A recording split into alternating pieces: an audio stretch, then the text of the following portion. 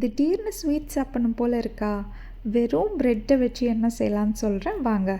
ப்ரெட்டோட 4 சைட்ஸையும் cut பண்ணிக்கோங்க. அப்புறம் அதை பவுட்ரு மாதிரி ஆக்கணும். கையில் பிச்சு எந்த காலத்தில் முடிக்கிறது, எடுடா நம்ம மிக்சியை அப்படின்னு சொல்லி அதில் பல்ஸ் பண்ணிக்கோங்க. 1 or 2 செகண்ட்ஸ் பண்ணால் போதும். இந்த மாதிரி உதிரி ஆயிரும்.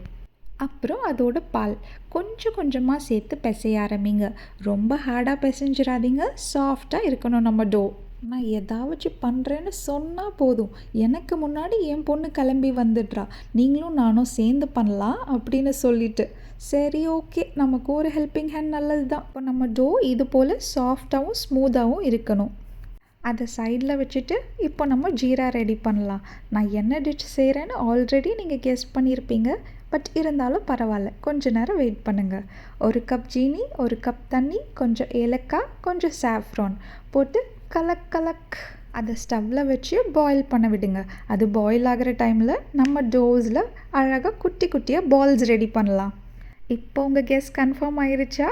ஆமாங்க, குலோப் ஜாமுன்.